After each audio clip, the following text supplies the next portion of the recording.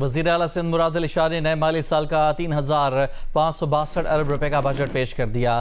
تنخواہ اور پینشن میں 7% اضافہ، کم از کم اجرت بڑھا کر 43,000 مقرر کی گئی ہے۔ صوبائی ترقیاتی پروگرام 400 ارب روپے کا رکھا گیا ہے۔ This budget is not merely a statement of receipts and expenditures.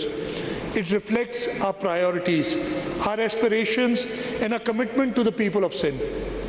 Sindh assembly میں بجٹ پیش کرتے ہوئے وزیر اعلیٰ مراد علی شاہ نے کہا کہ قومی اسٹریٹجک ضروریات میں حصہ ڈالنے کے بعد صوبائی حکومت کو اپنا ترقیاتی پروگرام 575 ارب روپے کے متوقع حجم سے کم کر کے 400 ارب روپے تک محدود کرنا پڑا ہے۔ بجٹ میں زرعی سپر ٹیکس سے استثناء کی حد 15 کروڑ روپے سے بڑھا کر 50 کروڑ روپے کر دی گئی، جبکہ ٹیکس کی شرح 10% سے کم کر کے 8% تجویز کی گئی ہے۔ سرکاری ملازمین کی تنخواہوں اور پینشن میں 7% اضافے کی تجویز ہے۔ All government employees shall receive a 7% increase in basic pay with effect from 1st of July 2026.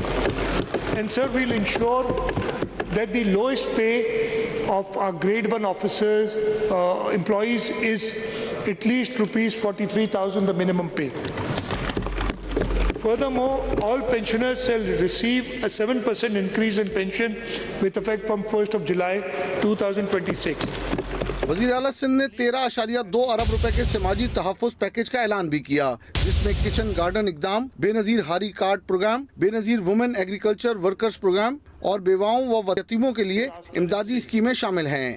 تعلیم کے لیے 25.9 ارب، صحت کے لیے 17.4 ارب، بلدیات اور میونسپل انفراسٹرکچر کے لیے 131.6 ارب، پبلک ہیلتھ انجینئرنگ کے لیے 40.9 ارب روپے، آبپاشی کے لیے 30.9 ارب روپے، ٹرانسپورٹ اور مواصلات کے لیے 39.5 ارب روپے اور زراعت و لائیو سٹاک کے لیے 6.3 ارب روپے مختص کیے گئے ہیں۔ صوبائی بجٹ میں ترقیاتی اخراجات کے لیے 400 ارب روپے مختص کیے گئے ہیں۔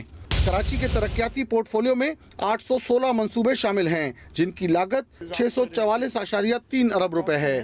آئندہ مالی سال کے لیے کراچی سے متعلق منصوبوں کے لیے 100.19 ارب روپے مختص کیے گئے ہیں۔ ٹرانسپورٹ کے شعبے میں حکومت نے red line bus rapid transport منصوبے کے لیے 13.2 ارب روپے اور yellow line bus rapid transport corridor کے لیے 3.5 ارب روپے سے زائد مختص کیے ہیں۔ صحت کے شعبے میں سندھ انفیکشس ڈیزیز اسپتال کے لیے 1 ارب روپے اور کراچی میں national institute of cardio vascular disease کے پیڈیاٹک کارڈیولوجی یونٹ کے لیے 1.4 ارب روپے شامل ہیں۔ مراد علی شاہ نے کہا کہ پورٹ قاسم کے بعد کیٹی بندر سندھ کی معاشی ترقی کا عظیم سنگ میل بننے جا رہا ہے اور ہم کیٹی بندر منصوبے کو پاکستان کا نیا معاشی اور بحری گیٹ وے بنائیں گے۔ کیمرامین زبیر الدین، سرور رضا اور رپورٹر رانا جاوید کے ساتھ کامران رضی، جیو نیوز، کراچی۔